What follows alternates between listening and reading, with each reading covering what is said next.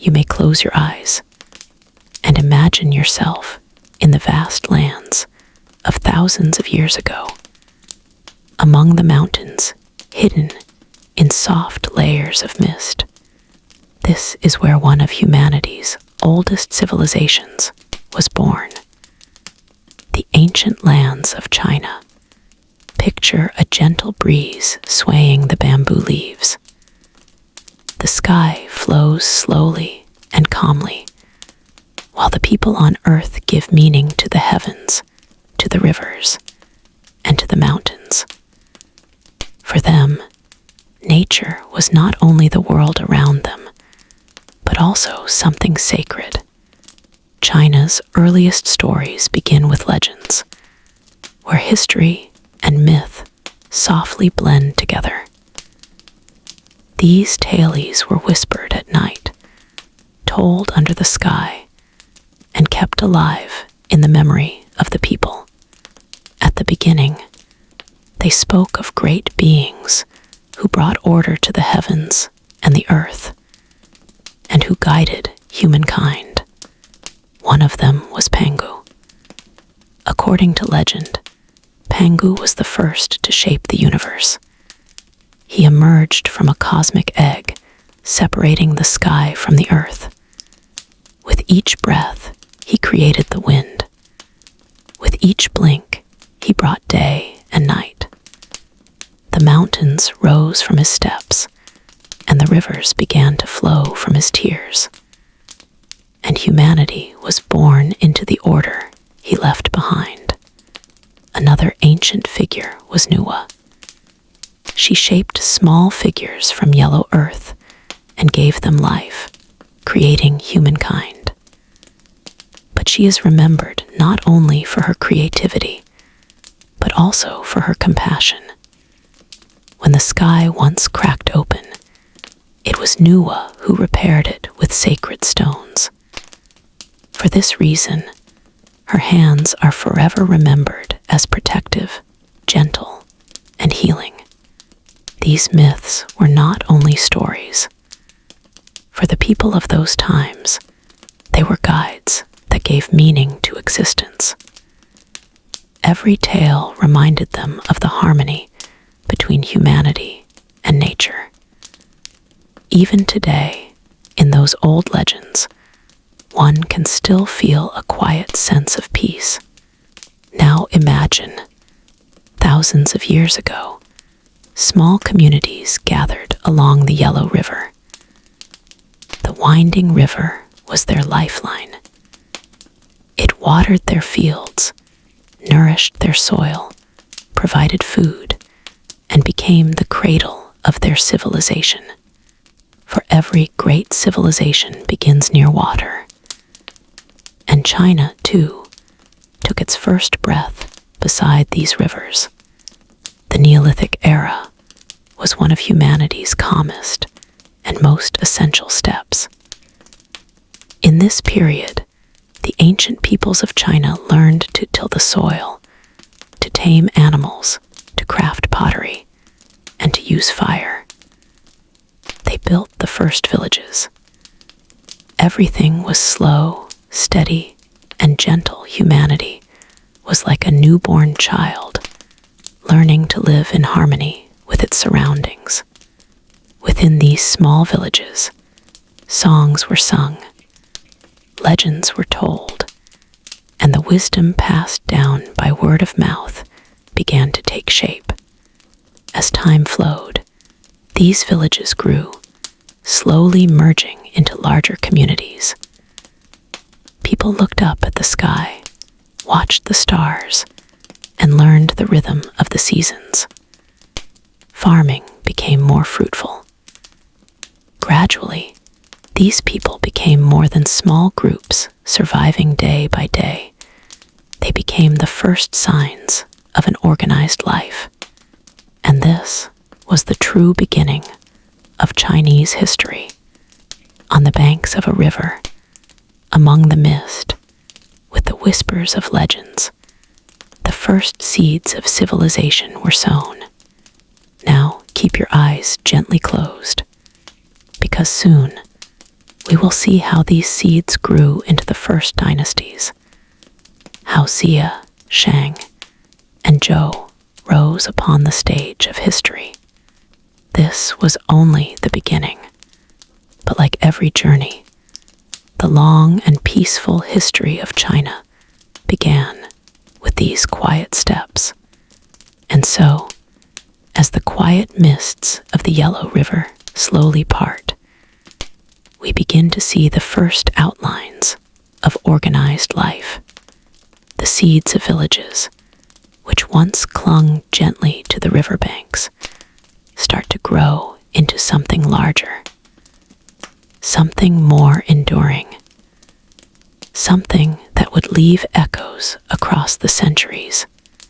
This is the moment in history when China begins to take shape under dynasties, houses of power that would guide, protect, and sometimes struggle with the people who lived under their rule.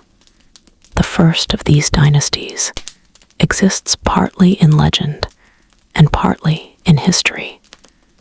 The Xia dynasty. The Xia dynasty. Between myth and history, the Xia is often called China's very first dynasty. It is said to have begun around 2070 BCE, lasting until about 1600 BCE. But when we speak of the Xia, we must speak softly, for its history lies on the border of memory and myth. Archaeological traces hint at its existence, yet many of the stories are woven with the threads of legend. The Xia are remembered for one great figure in particular, Yu the Great. Yu was not just a ruler, but a savior in the eyes of his people. At that time, terrible floods threatened to wash away entire villages. The rivers, swelling beyond their banks, carried destruction in their currents. But Yu devoted himself to tamming the waters.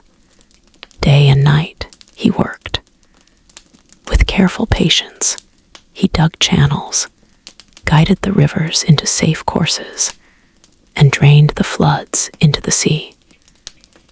The people said that he labored so tirelessly that he passed his own home 3 times without entering it, unwilling to stop and rest. For this, he was remembered as the founder of the Xia dynasty, and as the man who turned chaos into order. In his story, we hear the echoes of what Chinese rulers were expected to embody: strength, service, and harmony with nature, though the Xia's details remain faint. Like shadows in the mist, the idea of them planted a foundation. The belief that a ruler must protect his people and act with virtue. This ideal would grow stronger in the dynasties to come. The Shang dynasty, a world of bronze and ancestors. When the Xia faded into memory, another dynasty rose, the Shang dynasty, lasting from around 1600 to 1046 BCE. With the Shang, history becomes clearer. Their traces remain not only in legend, but in the ground itself. The Shang were masters of bronze. They crafted vessels, weapons, and tools with intricate designs, their surfaces carved with spirals, animal faces, and symbols of deep meaning. These objects were not merely practical, they were sacred, used in rituals to connect the living with the spirits of ancestors. For the Shang people, life was never separated from the world of the dead. They believed that the spirits of their ancestors remained close, watching, guiding, and sometimes warning them. Rulers called upon these spirits before making great decisions. Through rituals, they sought their blessing. To communicate with the unseen, the Shang used what we now call oracle bones. Pieces of turtle shell or animal bone were inscribed with questions. Will the harvest be good? Should we go to war? Will the rains come? These bones were then heated until they cracked, and the cracks were read as answers from the ancestors. In these fragile lines, we find the earliest known Chinese writing. Characters carved carefully, yet enduring across millennia. Even now, when scholars study those bones, they glimpse the beginnings of a language that would grow into one of the richest writing traditions on earth. The Shang kings ruled not only with ritual, but with armies. They rode in horse-drawn chariots, used bronze weapons, and expanded their lands. Yet for all their power, they always turned back to the spirits, believing that no victory or decision could stand without ancestral approval. It is this balance between earthly rule and spiritual reverence that gives the Shang their lasting place in memory. The Zhou dynasty, the mandate of heaven. After centuries, the Shang fell, and a new dynasty rose, the Zhou dynasty, lasting from around 1046 to 256 BCE. The Zhou brought with them not only new rulers, but a new way of thinking about power. They introduced an idea that would shape Chinese history for thousands of years. The mandate of heaven. According to this belief, heaven itself granted rulers the right to govern. But this right was not eternal. If a ruler became corrupt, unjust, or cruel, heaven would withdraw its favor. Signs of this could be seen in natural disasters, in famine, or in rebellion. Thus, a dynasty could rise, but it could also fall if it failed to rule with virtue. The Zhou used this idea to explain why they had overthrown the Shang. The Shang had lost the mandate, and heaven had passed it on. This concept gave Chinese history a rhythm, cycles of rise and fall. Each dynasty judged not only by its might, but by its harmony with heaven's will. Under the Zhou, Chinese culture deepened. Rituals expanded, poetry and music flourished, and the political system grew more complex. The Zhou lands were vast, and in time, local rulers began to govern their own regions more independently. This would lead to both richness and struggle. For while culture blossomed, unity weakened. The later Zhou era became known as the Spring and Autumn period, and then the Warring States period, times of conflict, but also of incredible intellectual growth. It was in this very era of division that some of the greatest Chinese thinkers would emerge. Men who would look at the turmoil around them and search for wisdom, harmony, and a better way to live. A gentle transition toward philosophy. As the Zhou dynasty stretched across centuries, the world it shaped grew more complex. Families honored their ancestors. Farmers worked their fields. Soldiers marched to war. And rulers sought to prove that that they still held heaven's favor. But beyond the battles and rituals, people began to ask deeper questions. How should we live? What is the meaning of order? How can society find harmony, even in times of chaos? In the quiet spaces between conflict, voices rose, philosophers, sages, and teachers, whose words would echo far beyond their lifetimes. And so, as the Zhou age drifts gently toward the horizon, we prepare to meet these voices. The calm wisdom of Confucius, the flowing mystery of Taoism, and the search for balance that would forever shape Chinese thought.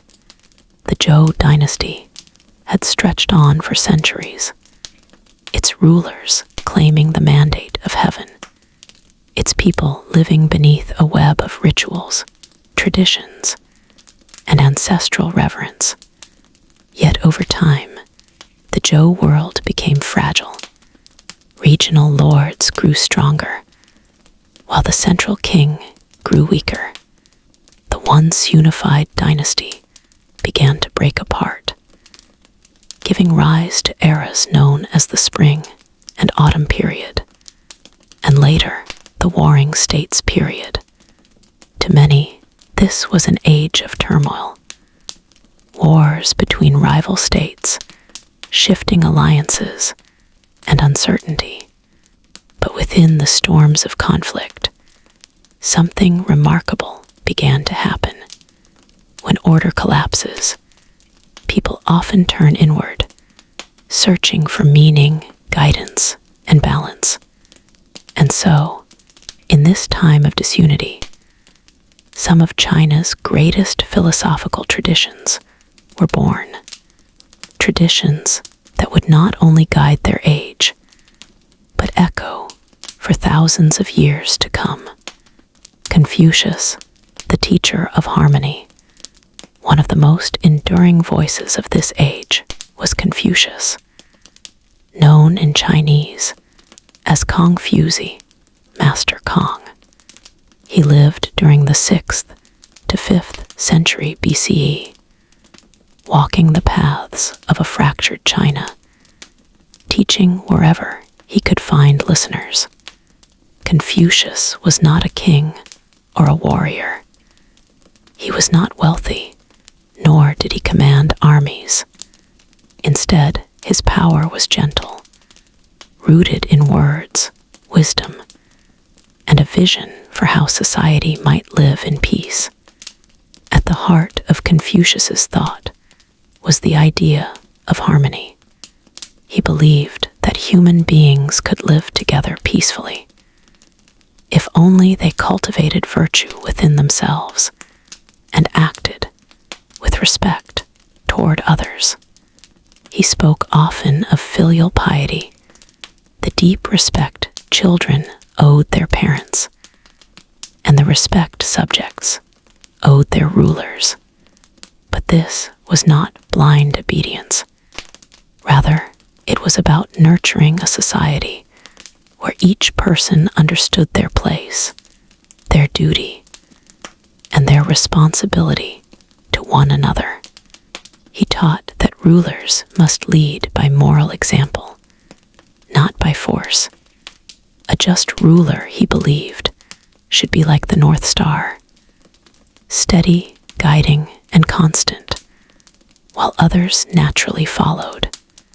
To Confucius, the small details of life mattered. The way one greeted a guest, the rituals performed at family altars, the tone of one's words. All these small gestures created the fabric of harmony in society. In his teachings, we see a vision of order that begins not with armies or laws, but with the quiet virtues of the heart.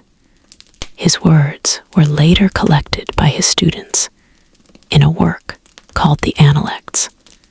There, in gentle and simple sayings, we still hear his voice, encouraging kindness, urging respect, and reminding people that to create a better world, one must first cultivate oneself. Though Confucius lived in an age of war, his dream was always of peace, and that dream would never fade. Taoism, the way of nature. But Confucius was not the only voice. In the same centuries, another path of thought took shape, one quieter, more mysterious, and flowing like water. This was Taoism, the philosophy of the Tao, or the Way.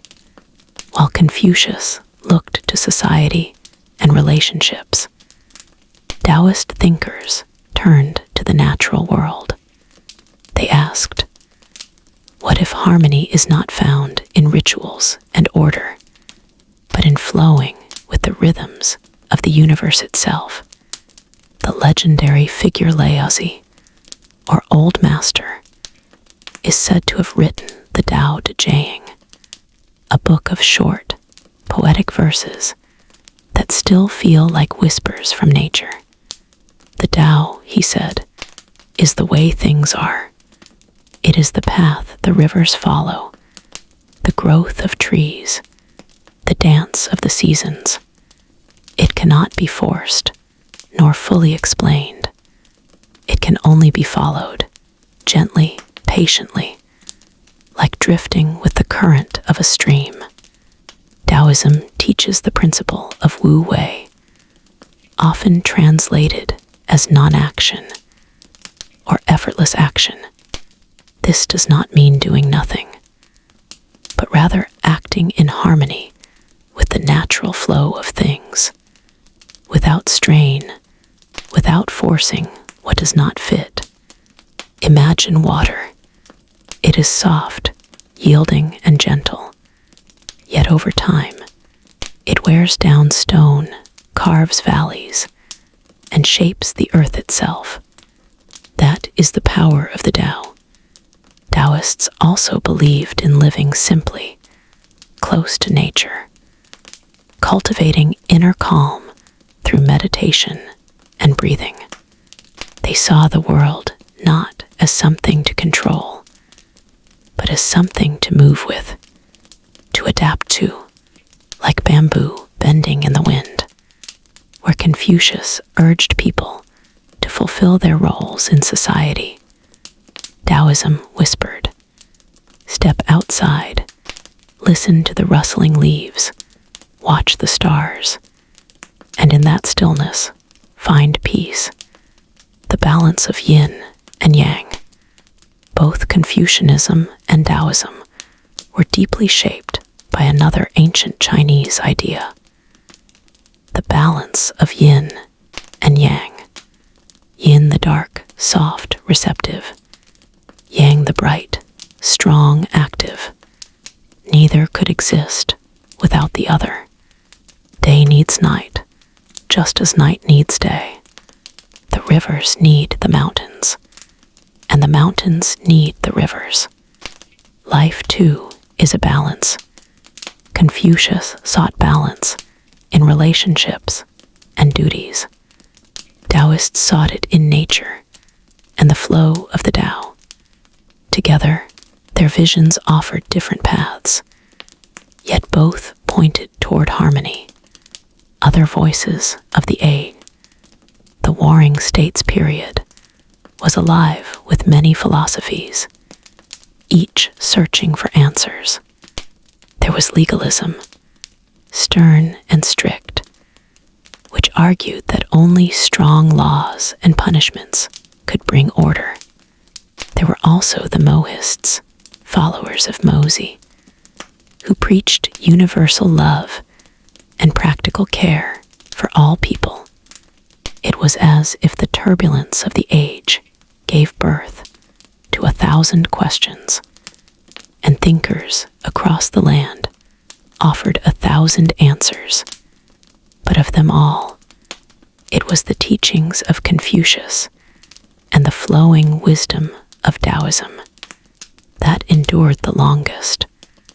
weaving themselves into the very fabric of Chinese life, a gentle turning toward the future. As centuries passed, these ideas spread across the land. Families recited Confucius's words. Poets and hermits wandered mountains, guided by the Tao. Rulers drew upon the mandate of heaven, yet also looked to philosophy for guidance. The land was still divided, wars still raged, but within the hearts of the people, seeds of wisdom had been planted, and soon those seeds would be tested, for the age of endless warring would eventually give way to something new, an empire forged not in harmony but in steel, under rulers who sought to unite all under one rule. The time of philosophers was giving way to the time of emperors, and in the next chapter, we shall walk into the shadow of the Qin dynasty, the first empire of China, and the beginning of a new and powerful age. The world of the warring states had been long and exhausting. For centuries, kingdoms fought each other endlessly. Armies marched across the land. Alliances rose and fell, and the people often lived in fear, caught between the ambitions of rulers. Yet out of this storm, a single power began to rise. From the western state of Qin came a leader of unshakable determination, a man who would end the chaos, unify the land, and declare himself the first emperor of China. His name was Qin Shi Huang. The rise of Qin. The Qin were once only one state among many, but they had advantages: strong leadership, disciplined armies, and a harsh but efficient system of governance rooted in legalism, a philosophy that stressed strict laws, firm punishments, and absolute authority, while Confucius and the Taoists had spoken of harmony and balance. The Qin rulers believed only in order through strength, and under this system, the Qin grew powerful. By 221 BCE, after years of relentless conquest, the Qin armies defeated the last of their rivals. For the first time in history, the many warring states were brought together. Qin Shi Huang, the victorious ruler, did not call himself king. He chose a new title, Huangdi, the emperor. Thus began the first imperial dynasty of China, the Qin dynasty, unification of the land. The first emperor moved quickly to solidify his rule, to truly unite China. He knew that conquest was not enough. He needed to weave the vast land into a single fabric. So he standardized weights and measures, ensured that carts all used the same axle width to travel on roads, and most importantly, unified the written script. In a land with many dialects and regional variations, writing became the bond that held the empire together. Officials from distant provinces could now communicate with the same characters. It was a powerful tool, one that gave China a shared cultural foundation. The emperor also built vast networks of roads and canals, allowing troops, officials, and merchants to move more easily across the empire. He centralized power, stripping away the autonomy of former feudal lords and placing authority directly in the hands of the imperial court. China, for the first time, was truly one. The Great Wall, a ribbon of stone. Yet unity brought new challenges. The northern borders of the empire were threatened by nomadic tribes, swift horsemen who raided farmlands and unsettled villages.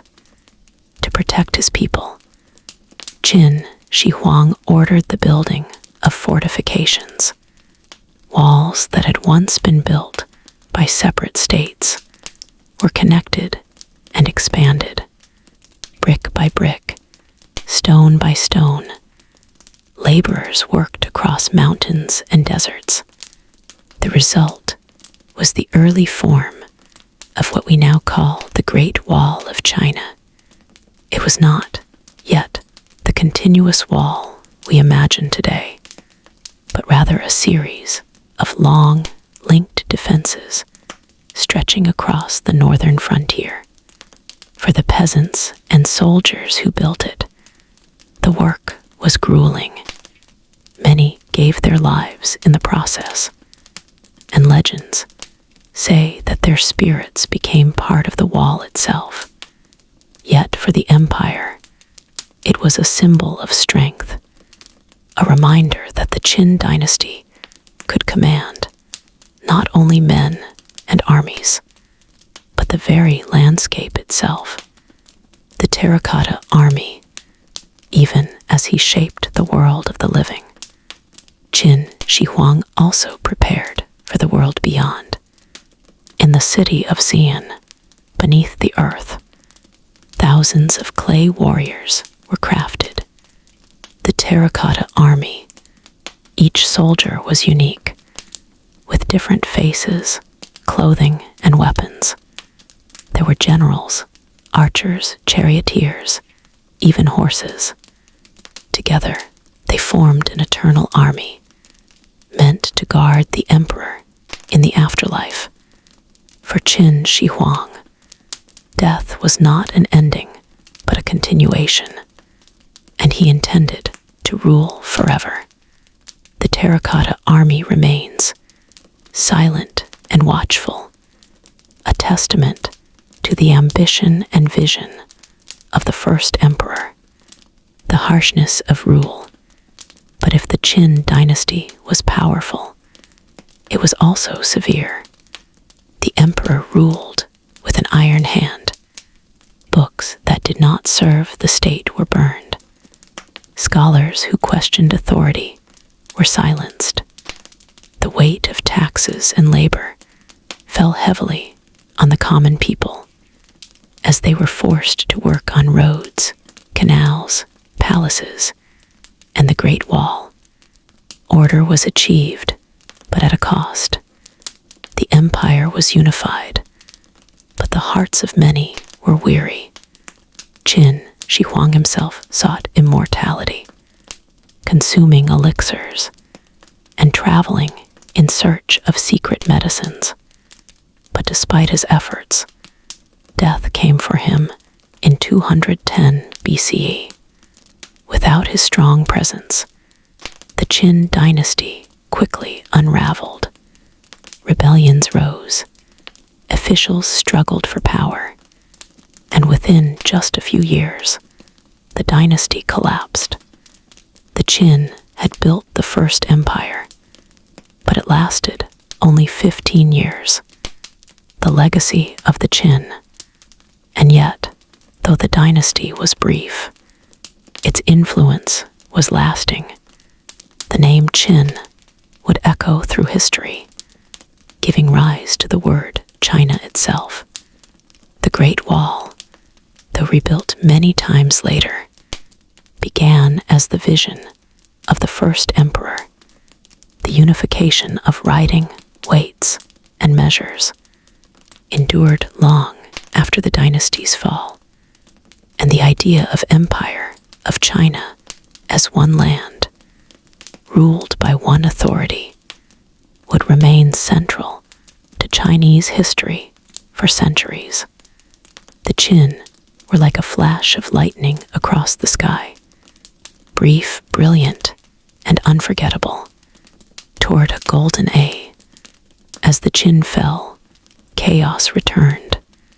But from that chaos, another dynasty rose, one that would take the structures built by the Qin and breathe life, culture, and longevity into them.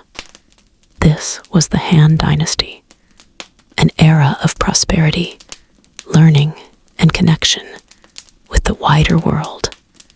If the Qin were harsh and short-lived, the Han would be long-lasting and golden, opening the Silk Road and guiding China into a new age.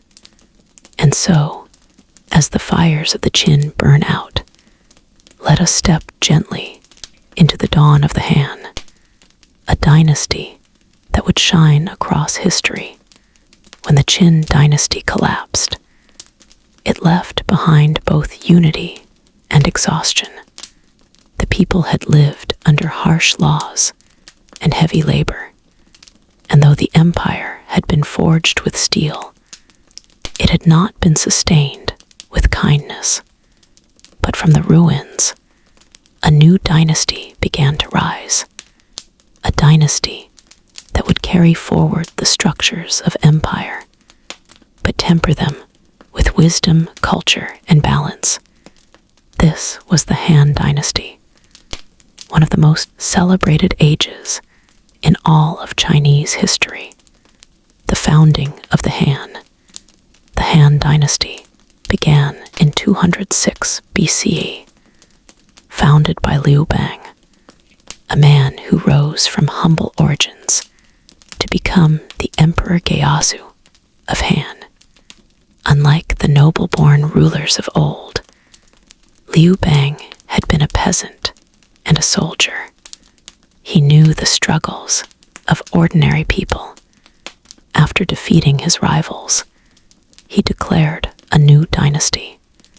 And though he kept many of the Qin's reforms, such as the standardized writing and centralized rule, he softened the harshness of government.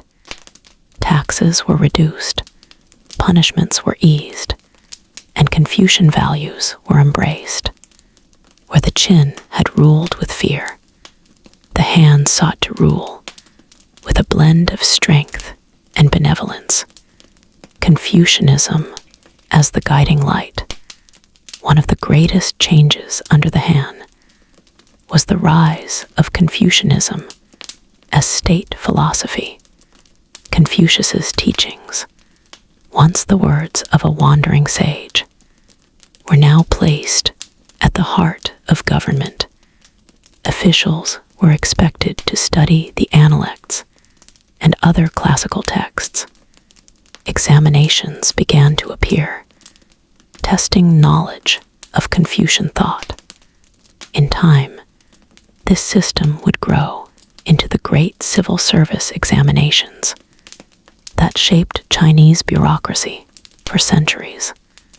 To rule well, one needed not only skill, but virtue and learning. And so, scholars became central to the Han order, guiding emperors with words of wisdom.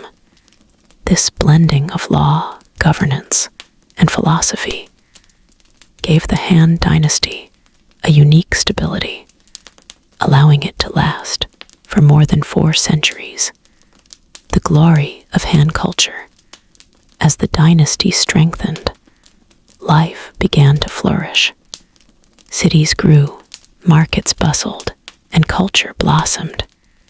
Artisans worked bronze, jade, and silk into treasures. Historians, such as Sima Qian, wrote vast records of the past, creating a tradition of historical writing that would guide later generations. Poetry, music, and painting deepened, while the everyday lives of farmers, merchants, and families grew more secure. The Han people also looked to the stars. Astronomers charted the heavens. Inventors created new tools, and advances in science and medicine expanded knowledge. Paper, first developed in this era, became one of the most enduring gifts of the Han, a gentle, soft medium that carried words and ideas across time, the expanding frontiers. But perhaps the most transformative achievement of the Han was the opening of connections far beyond China's borders. Under the reign of Emperor Wu, also known as Han Wudi, the empire expanded its reach. Armies pushed into Central Asia, securing trade routes and protecting travelers. From this expansion was born the Silk Road. The Silk Road was not a single road, but a vast network of trade routes stretching across deserts, mountains, and distant lands. Caravans carried silk, prized by the West for its softness and beauty. In return came horses, glassware, spices, and new ideas. Through these routes, China was no longer isolated. It became part of a wider world, connected to India, Persia, and even the distant Roman Empire.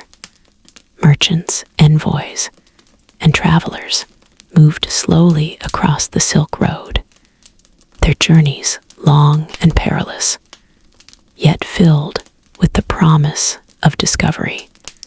And with trade came more than goods.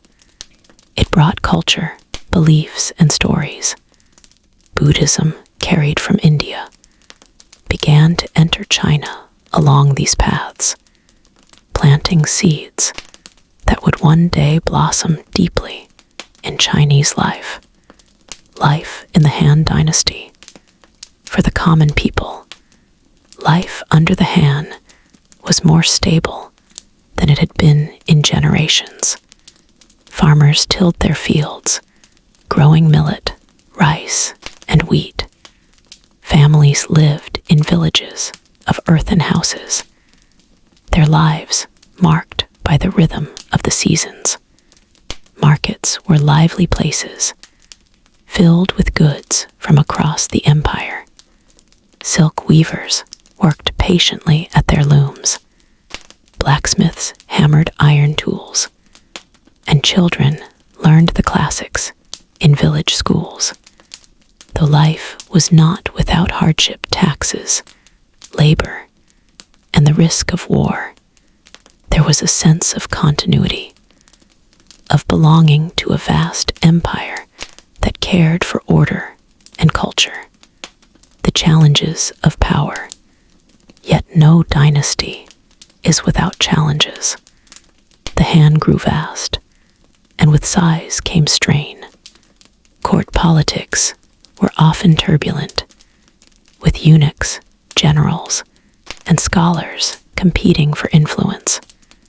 Natural disasters tested the belief in the mandate of heaven, and rebellions sometimes rose from the countryside. The Yellow Turban Rebellion, led by peasants inspired by Taoist beliefs, shook the empire in later years. They sought a new age of equality, but their uprising was crushed with blood and steel.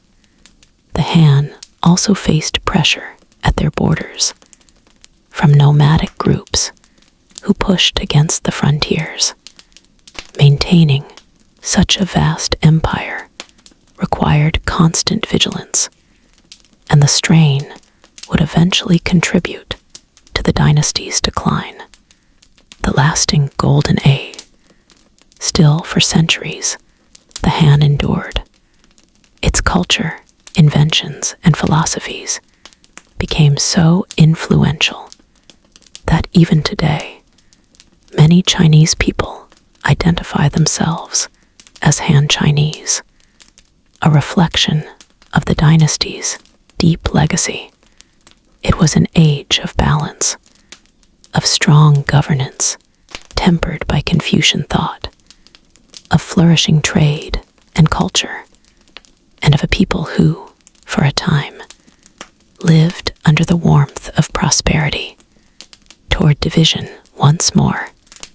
But as the 2nd century CE unfolded, the cracks began to show.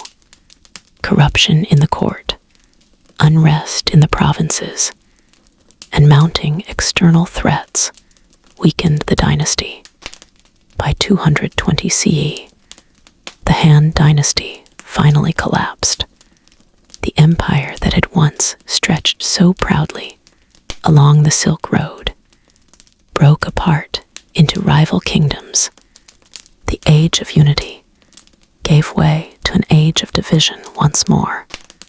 And yet, even in this time of fragmentation, stories of loyalty, strategy, and heroism would arise. Stories so powerful that they became legends. For next, we enter the world of the Three Kingdoms, where warlords battled for supremacy, and tales of courage and cunning filled the pages of history.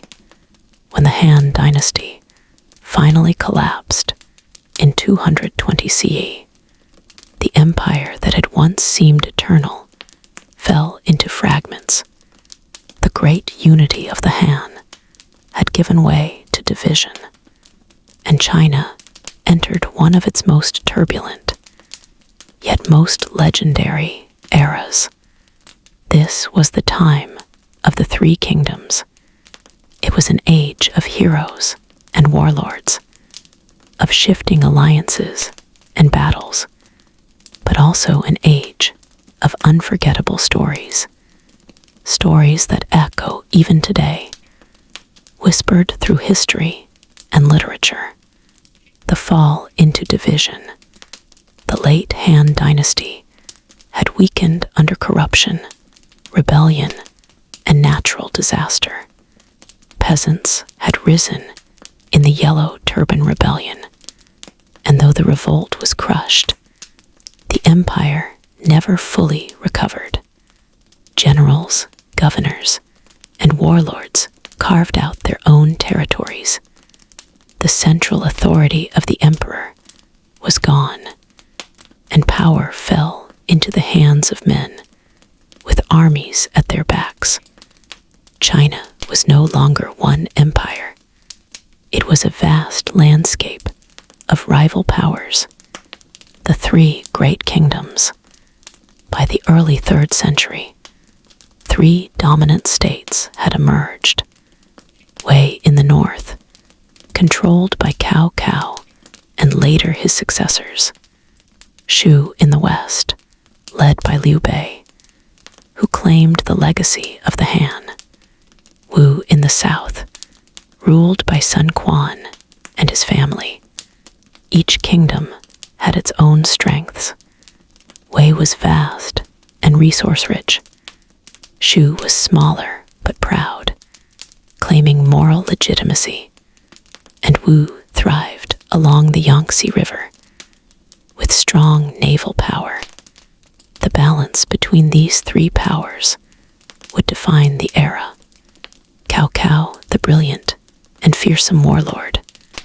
Among the figures of this age, Cao Cao stands tall. He was a cunning strategist, a skilled poet, and a ruthless leader. He held the north with firm control, and though his enemies painted him as cruel, his brilliance as a commander cannot be denied. Cao Cao dreamed of reuniting China under his banner, but his ambition would bring both glory and opposition. Liu Bei, the gentle aspirant. In contrast stood Liu Bei, a man who traced his lineage to the Han emperors. Though his beginnings were modest, he carried himself with humility and kindness. He attracted loyal followers, not through fear, but through his sense of virtue and compassion. Men such as Guan Yu and Zhang Fei swore brotherhood with him, vowing to support him through all struggles.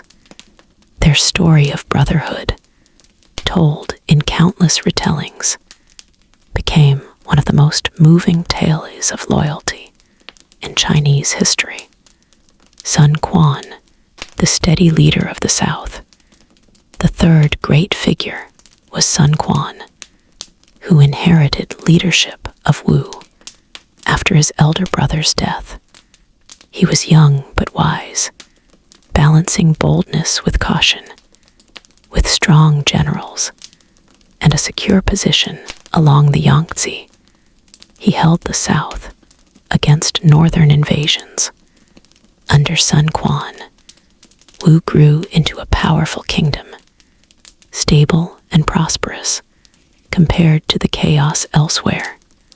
The Battle of Red Cliffs, one of the most famous moments of the Three Kingdoms, was the Battle of Red Cliffs, fought around 208 CE.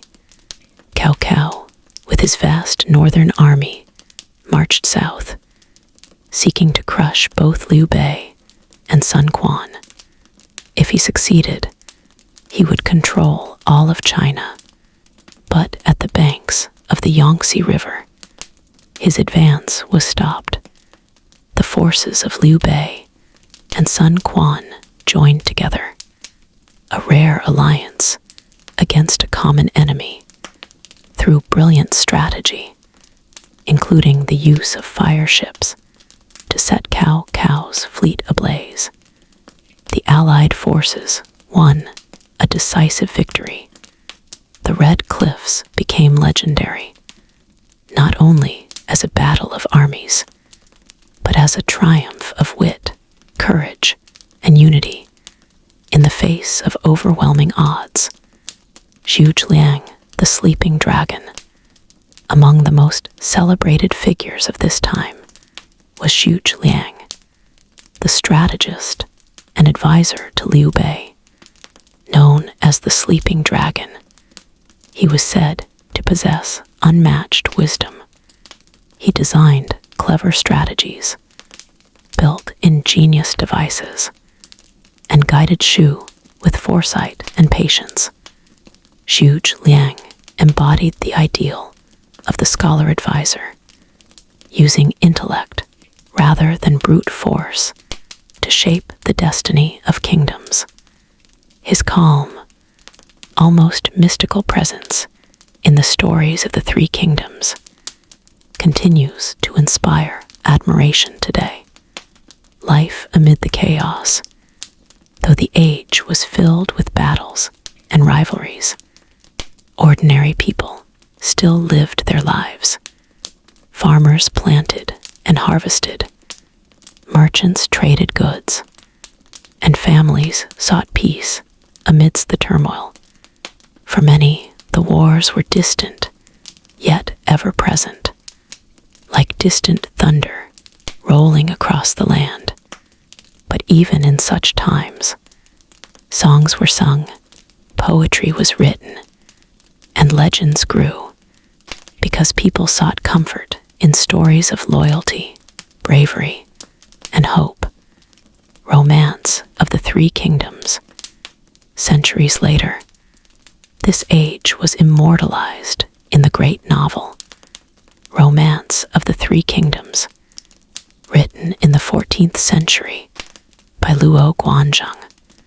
The novel blended history with legend, painting the era as a grand stage of honor and betrayal, wisdom and folly, heroism and tragedy. Its opening line became famous: "The empire long divided must unite, long united must divide." A reminder that history moves in cycles, that unity and division follow one another like day and night. The legacy of the Three Kingdoms. The Three Kingdoms period, though short in years, left a profound mark on Chinese culture.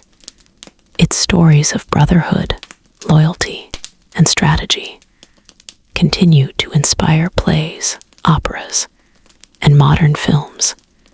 Its heroes, such as Guan Yu, became symbols of honor and righteousness, worshipped even as gods in later centuries, and its lessons of power, ambition, and the fragility of unity remained etched in the consciousness of China toward the Qin dynasty. After decades of struggle, the three kingdoms slowly wore each other down. Wei grew the strongest, eventually absorbing Shu and later Wu. By 280 CE, the Qin dynasty reunited China, ending the age of division. Yet the unity was fragile, and new challenges lay ahead. The cycle of history turned once more, a gentle transition as the era of the three kingdoms faded. It left behind more than war. It left behind stories, soft echoes of loyalty, strategy, and the bonds between people. And as we close our eyes to this age, we prepare to step into the next. For now, the land of China will see the rise of the Tang dynasty, an age of poetry, brilliance, and golden light. The chaos of war will give way to the beauty of culture. The night will slowly become dawn again. The storms of the three kingdoms had passed. The land had seen unity under the Qin, but also new divisions and centuries of shifting dynasties. Yet from this long journey of struggle and renewal, a new dawn emerged. It was the Tang dynasty, a time many would later remember as the golden age of Chinese civilization. Here, the shadows of war gave way to the brightness of poetry, the brilliance of art, and the splendor of a flourishing empire. The birth of the Tang dynasty, was founded in 618 CE, after the fall of the short-lived Sui, where the Sui had been harsh and overambitious. The Tang learned to balance strength with prosperity. The dynasty began under Emperor Geazu, but it was his son, Emperor Taizong, who firmly established its greatness. Taizong was a skilled leader, known for his openness to advice, his military successes, and his vision of empire. Under his rule, the Tang expanded its borders, secured its roads, and set the stage for centuries of cultural glory. Chang'an, the heart of the empire. At the center of the Tang world stood Chang'an, a city of breathtaking scale and order. Its streets were wide and carefully planned, its markets filled with goods from across the known world. Silk, spices, gems, and horses passed through its gates, carried by traders along the Silk Road. Chang'an was not only a capital, but a crossroads of cultures. Envoys came from Persia, India, Korea, and Japan. Musicians, dancers, and scholars arrived, bringing with them new rhythms, beliefs, and discoveries. The city shone like a jewel, its palaces glittering, its people vibrant with the energy of exchange. To walk in Chang'an during the Tang was to feel the heartbeat of the world itself, the rise of poetry. But the true soul of the Tang dynasty was found not only in its wealth, but in its words. The Tang became the age of poetry, where verse was woven into daily life. Poetry was not just for scholars, but for emperors, generals, monks, and wanderers. To write a poem was to touch the essence of existence, to reflect the beauty of mountains, the sorrow of parting, the fleeting joy of spring blossoms. Great poets walked the land, their words still echoing across centuries. Li Bai, known as the immortal of poetry, wrote with a free and flowing spirit. His verses sang of moonlit nights, rivers, and wine. His poetry felt like drifting clouds, light eternal and full of wonder. Du Fu, in contrast, wrote with compassion and depth. He saw the suffering of people during war and famine, and his words carried both sorrow and dignity. He is remembered as the poet sage, a voice of conscience for his time. Together, Li Bai and Du Fu embodied the two wings of Tang poetry, one soaring with freedom, the other steady with truth. Even today, their verses are recited by children, their voices still alive in the quiet of the night. A time of cultural brilliance. The Tang dynasty was not only about poetry, it was an age where art flourished.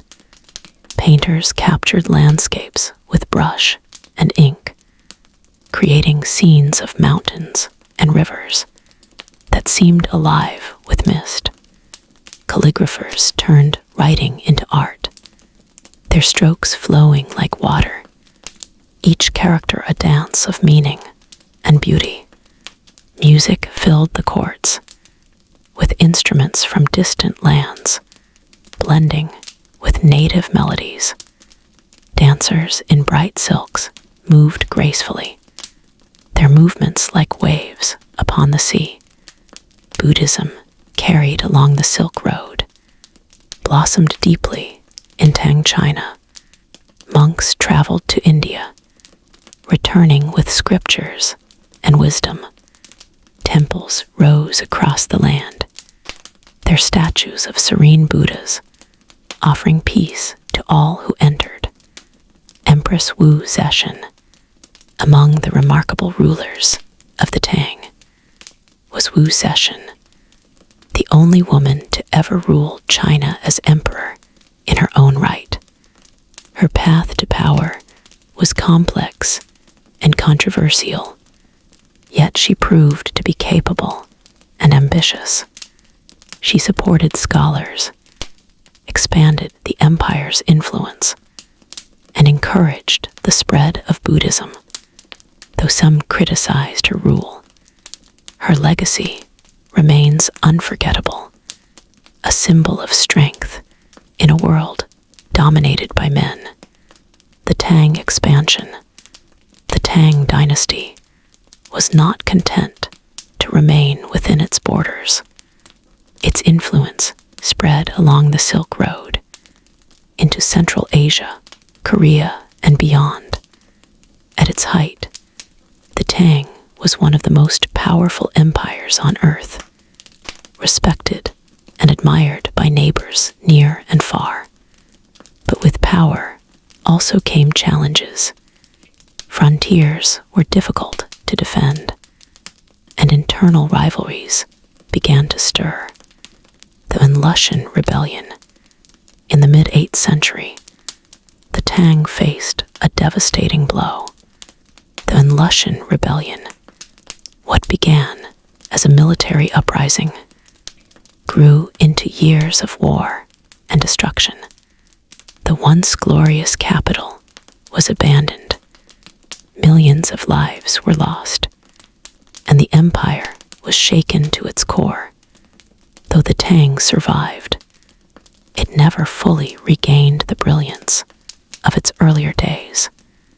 And yet, even in this time of sorrow, poetry continued to bloom. For in suffering, too, the human spirit seeks expression. The twilight of the Tang, the the later Tang emperors struggled to hold the empire together. Regional warlords grew stronger, the central court weaker. By 907 CE, the dynasty came to an end, and once again, China fell into division. But the memory of the Tang endured. Its poetry, its art, its golden spirit became a beacon for later generations.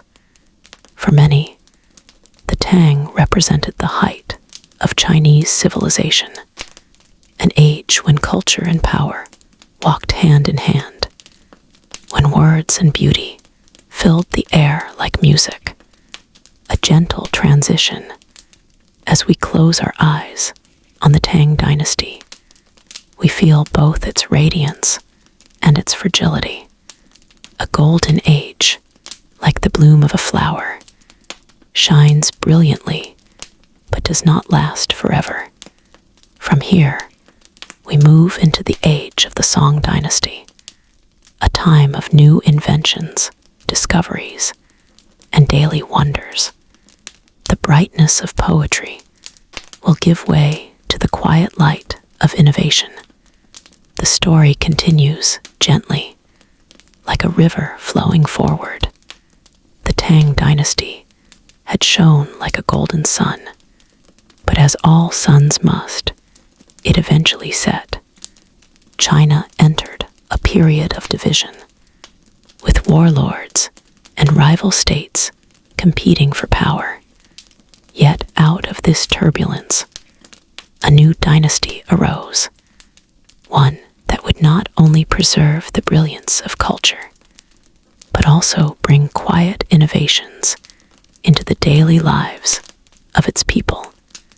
This was the Song dynasty, which began in 960 CE and would guide China into a new chapter of history. The rise of the Song. The founder of the dynasty was Emperor Taizu, a general who seized power and established stability after long years of fragmentation. Unlike some dynasties built on conquest alone, the Song emphasized governance, administration, and the rule of scholars. The emperor strengthened the role of civil officials, reducing the dominance of military generals. It was not the sword, but the pen and brush that came to define the Song age. The power of the scholar officials. At the heart of the Song dynasty was the system of civil service examinations. Young men from across the empire studied tirelessly, memorizing the Confucian classics, crafting essays, and preparing for rigorous tests.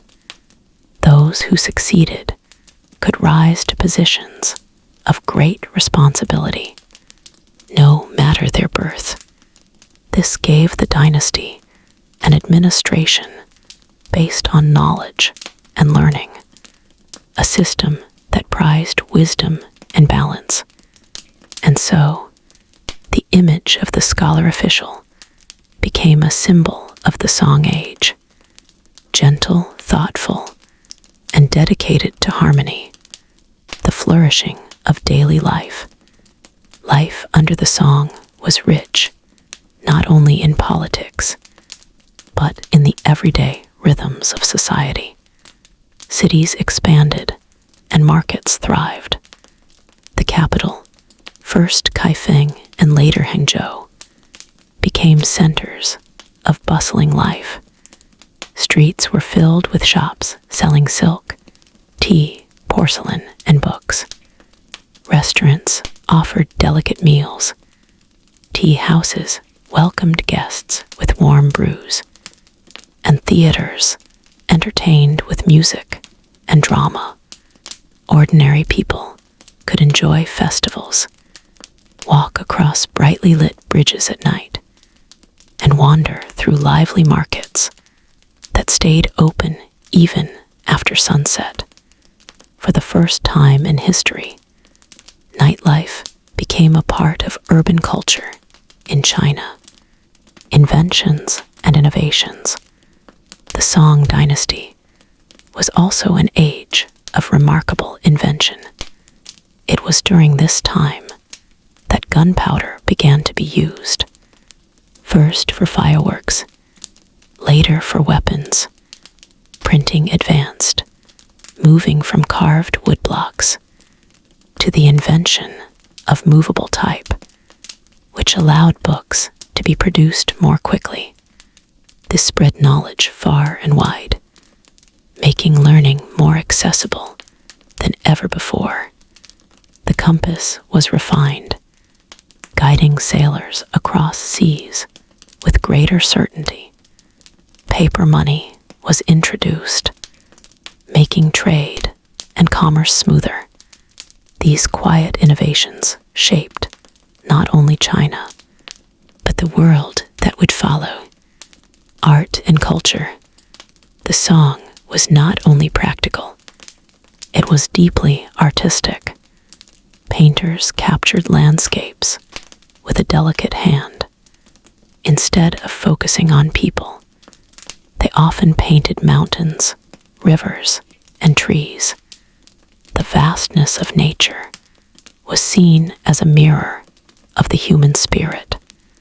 In scrolls of misty peaks and flowing waters, one can still feel the serenity of the Song mind. Calligraphy reached new heights of elegance, its flowing lines both precise and full of emotion. Porcelain, light and shining, was crafted with unmatched skill, its beauty admired across continents, and in gardens carefully designed with rocks, ponds, and bamboo. The people of the Song found peace in the harmony of nature. Philosophy and thought. The Song dynasty also gave rise to Neo-Confucianism, a revival and expansion of Confucian ideas. Thinkers like Xu Sai sought to bring together Confucianism, Buddhism, and Taoism, creating a philosophy that emphasized morality, self-cultivation, and harmony with the cosmos. These ideas shaped not only the government, but also the daily lives of families, guiding how people understood duty, respect, and balance, trade, and the wider world. Through both land and sea, the Song dynasty reached out to the world. Merchants traveled along the Silk Road, though now it was the maritime routes, the great sea lanes that carried much of the trade. From Chinese ports, ships sailed to Southeast Asia, India, and beyond. They carried silk, porcelain, and tea, returning with spices, jewels, and exotic woods. Foreign traders came to China as well, filling markets with new sights and sounds. The Song world was wide and open, a place where cultures touched gently across oceans, challenges and threats. Yet the Song dynasty was not without challenges. The empire was strong in culture and economy, but often weaker in military power. To the north, powerful nomadic peoples grew in strength. The Khitan Liao, and later the Jurchen Jin, pressed against the borders. The Song emperors paid tribute to secure peace, but tensions remained. Eventually, the northern half of the empire was lost, and the court retreated south, establishing the Southern Song dynasty. Though smaller, the Southern Song remained vibrant, its culture shining brightly, even as political power weakened. Life in the Southern Song. In the southern capital of Hangzhou, Life was rich and graceful. The city sat beside the beautiful West Lake, a place of willows, waters, and tranquil reflections. Poets and painters found endless inspiration there, their works filled with gentle light and natural beauty. Boats glided across the water, merchants filled the docks, and families strolled along the lake shores. The Southern song, though threatened, remained a place where culture thrived and where ordinary people found joy in daily life. The fall of the song, but the pressures of the North grew stronger. In the 13th century, a new force arose. The Mongols, under Genghis Khan and his successors. The Mongols swept across Asia, their armies swift and relentless. By 1279, the Song dynasty fell, its last emperor child, its lands absorbed into the vast Mongol Empire. The age of the Song had ended, but its gifts remained. The inventions, the art, the philosophies, all continued to shape the world. A gentle transition. And so, as we close this chapter, we leave behind an era of quiet brilliance. The Song dynasty had not been the most powerful in war, but it was powerful in spirit. It gave the world paper money, printing, the compass, and porcelain. It gave China poetry of landscapes, gardens of serenity, and the everyday joys of markets, tea houses, and city lights. Its legacy is one of gentle progress, of a people who sought harmony in both work and art.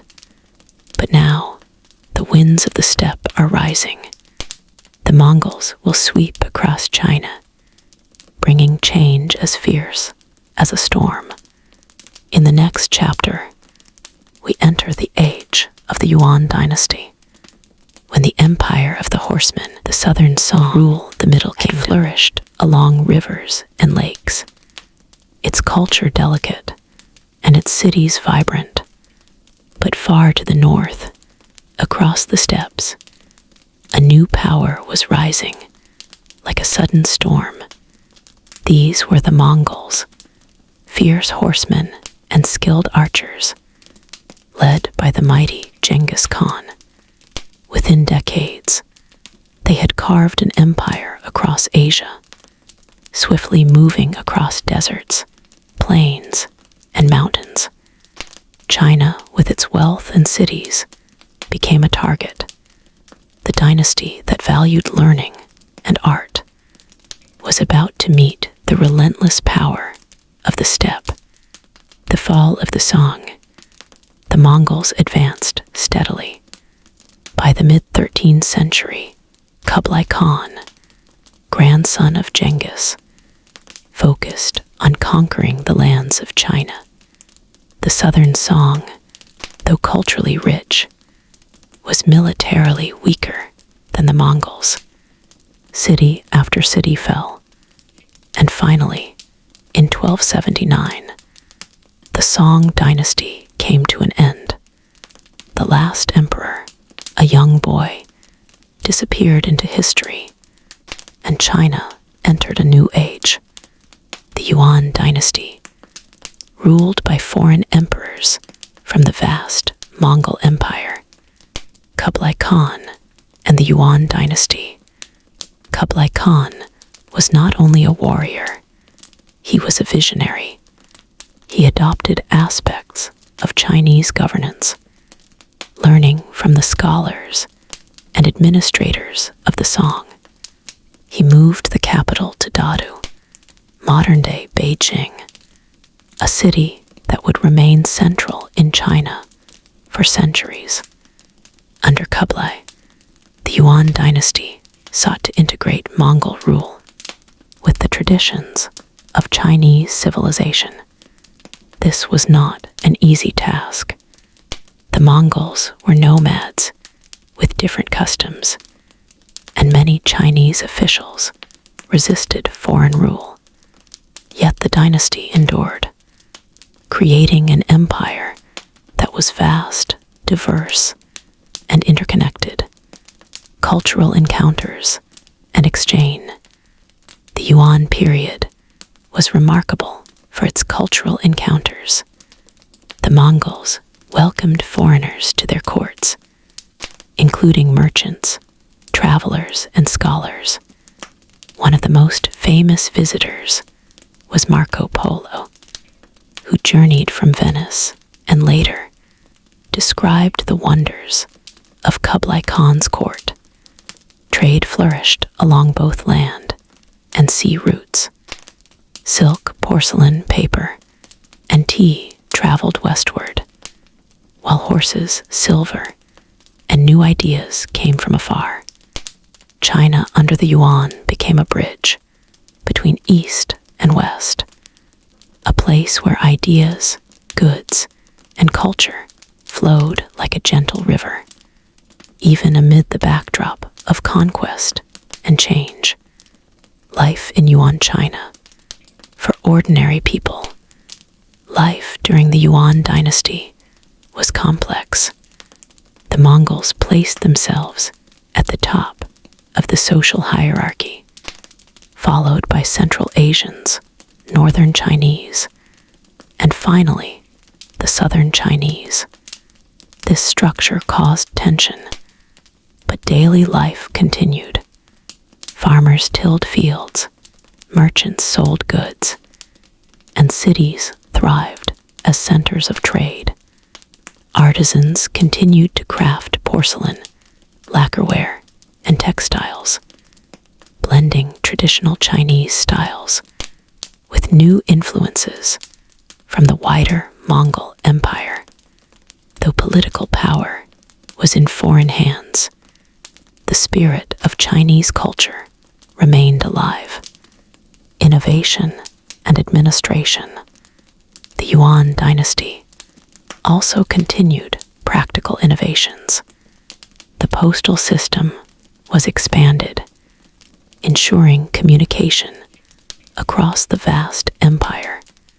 Paper money, first introduced during the Song, became widespread under Mongol administration, helping trade flourish. Bridges, roads, and canals were maintained, allowing goods and ideas to move efficiently.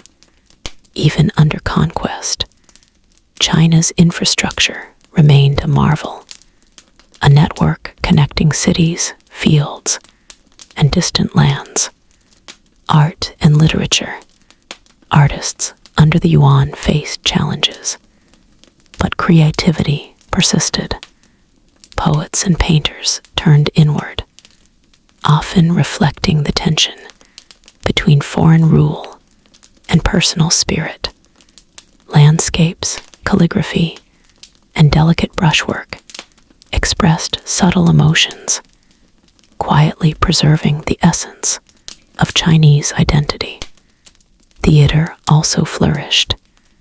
Dramas written in the vernacular entertained the public, telling stories of love, loyalty, and cleverness, keeping the culture vibrant even in difficult times. The legacy of the Yuan. Though the Yuan dynasty lasted less than a century, its impact was significant. It connected China to the larger world, expanded trade and cultural exchange, and demonstrated how a diverse empire could manage complex administration. It was also a period of resilience, showing how Chinese culture could adapt and survive, even under foreign rulers. The Mongol storm had passed, leaving behind new roads, new ideas, and enduring lessons. Toward the Ming dynasty, by the mid-14th century, internal problems grew. Corruption, natural disasters, and rebellion weakened the Yuan. Finally, in 1368, the Mongols were expelled, and a native Chinese dynasty, the Ming, arose. The Ming would bring back traditional rule, fortify borders, and restore confidence in Chinese sovereignty. And yet, the lessons of the Yuan remained: openness to trade, cultural exchange, and the blending of ideas would continue to shape China for centuries. A gentle transition as we close this chapter on the Yuan dynasty. We feel both the force of the storm and the calm that follows. The empire of the horsemen brought change, but also connection and new horizons. Now we turn gently to the Ming dynasty, an era of renewal, fortification, and renewed splendor. The rivers of history flow forward, and our journey continues softly, like a lullaby across the centuries. After the Mongol Yuan dynasty faded, China breathed a deep sigh of relief. The land had endured foreign rule, storms of conquest, and vast change, and now a new era emerged. The Ming dynasty, beginning in 1368 CA. The Ming brought stability, a return to traditional rule, and an era of both construction and exploration. It was a time when the walls of cities grew stronger, maritime voyages stretched across oceans, and the cultural life of the empire flourished once more. The founding of the Ming dynasty, was founded by Xu Yuanzhang, later known as Emperor Hongwu, who rose from humble beginnings as a peasant. He witnessed the chaos of the late Yuan, survived famine, and joined the rebel forces that eventually overthrew the Mongols. With vision and determination, he unified China under a native dynasty. Hongwu strengthened imperial rule, codifying laws and centralizing administration. He sought order and stability, believing that a well-governed empire could prevent the chaos of the past from returning.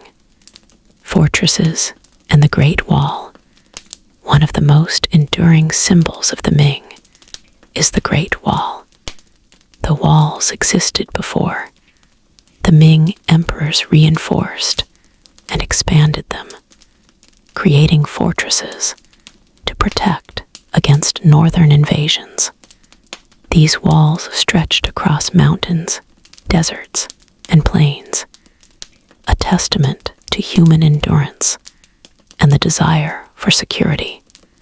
Along them, watchtowers stood silently, gazing across the land like vigilant guardians. The construction was immense, requiring labor, skill, and coordination, yet it symbolized the strength of a dynasty determined to protect its people. The imperial city and culture. The Ming also left a mark in the heart of its capital, Beijing. The Forbidden City, with its golden roofs and grand courtyards, was built to house the emperor and his court, a city within a city, radiating power and refinement. But the Ming were not only builders, they were patrons of culture. Porcelain reached new heights, especially the famous blue and white wares. Painting, literature, and theater flourished, reflecting both tradition and the curiosity of a vibrant society. Daily life for ordinary people also improved. Markets, festivals, and waterways brought joy and color to cities. Scholar officials, merchants, and artisans each contributed to a dynamic culture that blended practical life with artistic refinement, maritime adventures, and exploration. One of the most remarkable aspects of the Ming was its maritime exploration. Under the guidance of Admiral Zheng He, China sent massive fleets across the Indian Ocean. These voyages reached Southeast Asia, India, the Middle East, and even the eastern coast of Africa. Ships of incredible size carried silk, porcelain, and treasures, while diplomats, interpreters, and envoys shared Chinese knowledge and culture with distant lands.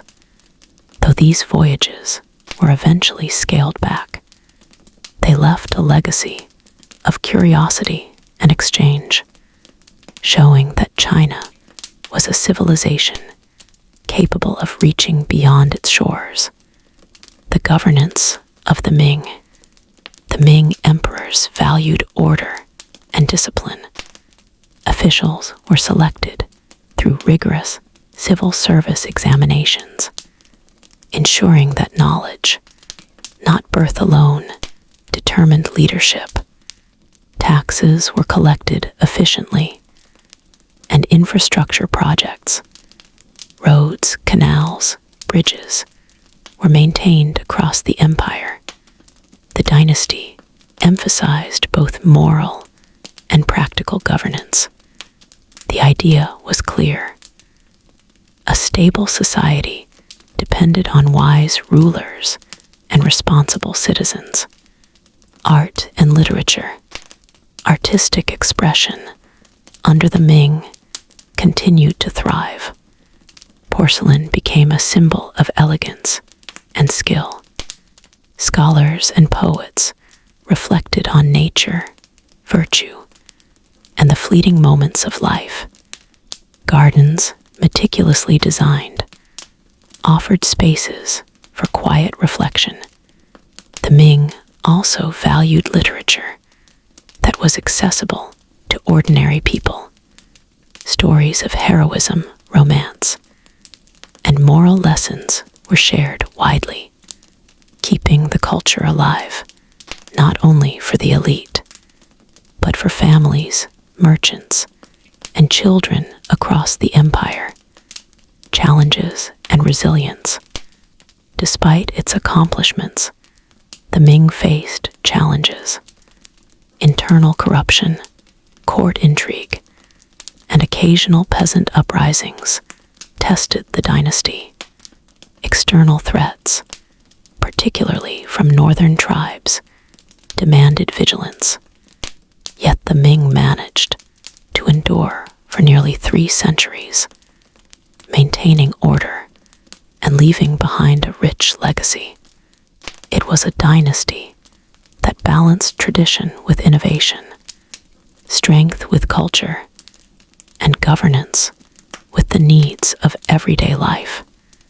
The legacy of the Ming Dynasty, remains one of the most celebrated periods in Chinese history. Its architecture, porcelain, and maritime achievements continue to inspire admiration. Its governance system shaped later dynasties, and its cultural richness influenced the arts for generations. The Ming exemplified a civilization confident in its identity, capable of both protecting its people and reaching outward toward the world. A gentle transition. As we close this chapter, we leave the Ming Dynasty standing strong, its walls, ships, and cities a testament to human creativity and perseverance. But time moves forward, and even great dynasties eventually face change. The next chapter will explore the Qing Dynasty an era that would bring both unification and new challenges. The river of Chinese history flows gently onward, carrying us toward the stories of emperors, reforms, and a changing world. The long and illustrious Ming Dynasty. China saw the rise of a new power from the northeast, the Manchus, who established the Qing Dynasty in 1644. This was a time of unification, expansion, and remarkable stability, but also of subtle tensions, cultural blending, and preparation for an uncertain future. The Qing Dynasty would become the last imperial dynasty of China, shaping the land and its people for more than 2 centuries. The rise of the Qing. The Qing emerged from the region known today as Manchuria. The Manchu people, fierce and organized, had long been a presence beyond the Great Wall. They were skilled warriors and disciplined leaders, capable of both negotiation and conquest. In 1644, as the Ming Dynasty faltered under internal corruption and rebellion, the Manchus crossed the Great Wall, entering Beijing and establishing their rule. Despite being outsiders, they adopted many aspects of Chinese governance, learning from Ming administrators and respecting traditional Confucian values. Kangxi and the Golden Age of the Qing. Among the greatest emperors of the Qing was Kangxi, who reigned from 1661 to 1722. He was a wise and patient ruler, interested in both governance and scholarship.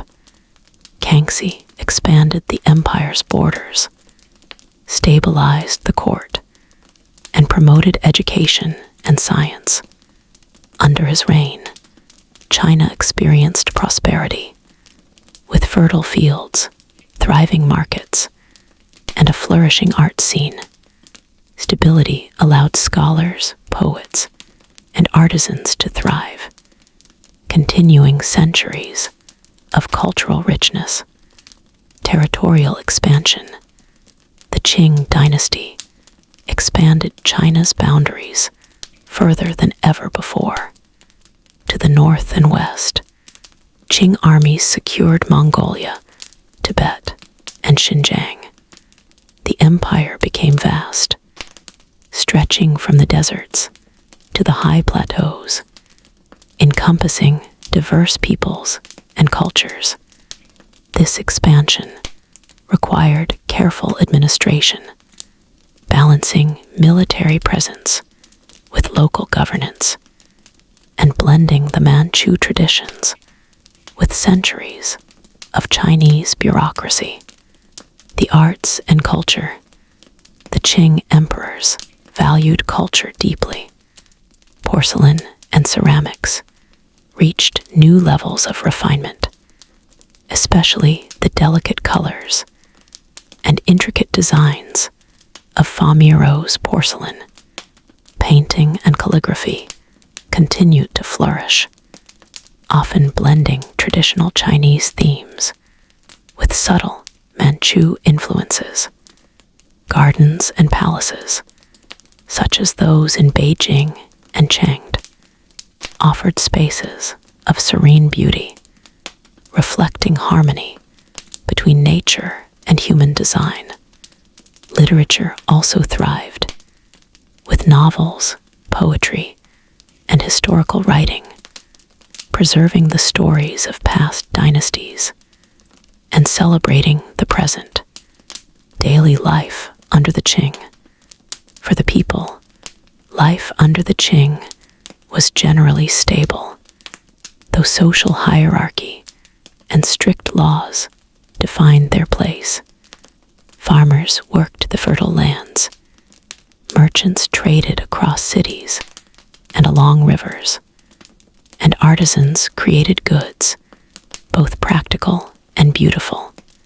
Festivals, markets, and religious observances continued, providing rhythm and joy in everyday life. Tea houses, opera performances, and local gatherings remained central to social life.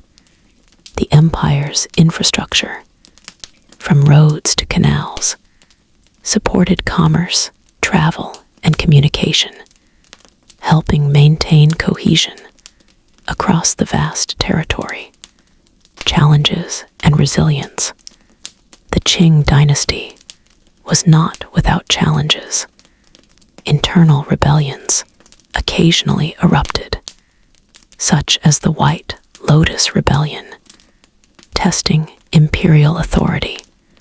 Yet the Qing emperors maintained relative stability, carefully balancing power between Manchu and Han officials, while adapting to the needs of a diverse empire.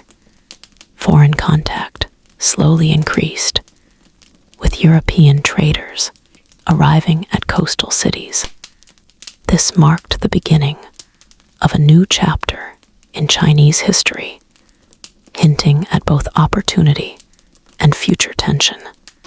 The last empire, the Qing, would rule until the early 20th century, making it the longest-lasting dynasty of non-Han origin in China. It was an era of enormous geographical reach, cultural richness, and careful governance, yet one increasingly challenged by external pressures and internal change. Despite eventual decline, the Qing dynasty left a lasting imprint. Fortified cities, grand palaces, fine art, and a cultural bridge between centuries of tradition and the modern era to come. A gentle transition. As we close this chapter, we feel the weight and majesty of the Qing dynasty. It was a time of unification, expansion, and cultural achievement. The last great empire before China entered the modern world. From this point, history shifts rapidly. New ideas, foreign pressures, and internal reforms begin to reshape the land. Our journey will move gently to the modern era, where centuries of imperial tradition meet a changing world. The river of time flows onward, and we follow its calm current toward the story of modern China. The Qing dynasty had ruled for centuries, its banners flying over vast lands, its palaces reflecting the artistry and stability of an enduring empire. Yet by the 19th century, the world around China was changing. Foreign powers sailed closer to its shores. Industrialization transformed distant continents, and internal pressures began to stir. China was moving into a new age, an age that would see the end of imperial rule and the birth of modern identity. The Opium Wars and foreign encroachment. The 19th century brought unforeseen challenges. Western powers, seeking trade and influence, clashed with China over commerce and sovereignty. The Opium Wars, beginning in 1839, were sparked by disputes over British trade in opium, a drug that was damaging Chinese society. Despite the bravery of Chinese officials and soldiers, the Qing military, rooted in tradition, struggled against modernized Western forces. The treaties that followed, such as the Treaty of Nanking, opened ports to foreign trade, ceded territories like Hong Kong, and imposed severe indemnities. These events shook the Qing government and signaled the start of the century of humiliation, a period of foreign influence and internal strife, internal struggles and rebellion. At the same time, internal challenges grew. The Taiping Rebellion, beginning in 1850, was one of the largest civil wars in history, led by Hong Xiuquan, who believed himself a visionary inspired by a new interpretation of faith. Millions rose in revolt. The rebellion devastated vast regions, destroying cities, farms, and lives. Though eventually suppressed by Qing forces, the empire was weakened further, its resources strained, and its authority challenged. Other uprisings, like the Nayan Rebellion and regional unrest, continued to test the Qing's ability to govern. Modernization efforts, facing both foreign threats and internal crises, the Qing tried to modernize. The self-strengthening movement aimed to adopt Western technology while preserving traditional values. Factories, arsenals, and modern ships were built. Railways began to connect distant regions. New schools taught mathematics, science, and foreign languages. Yet these efforts were uneven. Resistance from conservative officials slowed progress, and corruption often undermined reforms. Still, China's leaders and scholars recognized that adaptation was essential for survival, cultural and intellectual awakening, alongside political and military challenges. The late Qing period saw a cultural awakening. Intellectuals debated the balance between tradition and modernity. Some argued for preserving Confucian values, while others advocated learning from Western science, technology, and political systems. Newspapers, books, and schools spread ideas to urban centers and beyond. Literature and art reflected a changing society, sometimes mourning the old world, sometimes embracing the new. This intellectual ferment laid the groundwork for the revolutionary movements that would follow. The fall of the Qing. By the early 20th century, the Qing dynasty was fragile. Internal corruption, foreign pressure, and popular unrest converged. In 1911, the Xinhai Revolution erupted, led by reformers and revolutionaries seeking to end imperial rule. The revolution spread quickly. Provinces declared independence, and support for the emperor dwindled. Finally, Puyi, the last emperor, abdicated in 1912. China's dynastic system, which had lasted thousands of years, came to an end. The Qing dynasty, once powerful and vast, had fallen quietly, yet irrevocably. The Republic of China. With the fall of the Qing, the Republic of China was established. Sun Yat-sen, a revolutionary leader and visionary, became a symbol of hope for a new era. He promoted the three principles of the people: nationalism, democracy, and livelihood. The Republic faced enormous challenges. Warlords controlled regions. Foreign powers still influenced coastal cities, and the country struggled to unify politically and economically. Yet it marked the first time in centuries that China was no longer ruled by an emperor. Social change and urban life, even amidst political instability, daily life in cities began to change. Shanghai, Beijing, and other urban centers became hubs of trade, education, and culture. Railways connected distant regions, allowing goods, people, and ideas to move more freely. Education expanded, with modern schools teaching science, mathematics, and global languages. Women began to enter schools and workplaces, challenging traditional roles and expectations.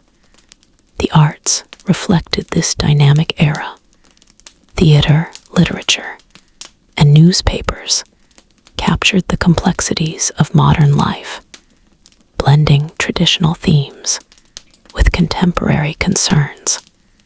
Resistance and reform throughout the late Qing and early Republican period. Various reform movements sought to strengthen China. The 100 Days Reform in 1898 attempted rapid modernization of government, education, and the military. Though short-lived, it signaled a growing awareness that survival depended on adaptation. Meanwhile, secret societies, revolutionary clubs, and intellectual circles encouraged active resistance to foreign influence and sought to unite the people under a new vision. Foreign influence and trade. Foreign powers continued to exert influence. Treaty ports allowed European, Japanese, and American merchants to trade and settle within China. Modern technologies, including telegraphs, railways, and factories, arrived alongside these exchanges. While some viewed foreign presence as a threat, others embraced the opportunities for learning, commerce, and modernization. The tension between tradition and innovation defined much of this transitional era. The Boxer Rebellion. In 1899, the Boxer Rebellion erupted, a violent anti-foreign and anti-Christian uprising. Though rooted in frustration with foreign encroachment, the movement ultimately failed. An international coalition intervened, further weakening the Qing and emphasizing the urgent need for modernization and reform. The rebellion highlighted the delicate balance between maintaining sovereignty and engaging with a changing world.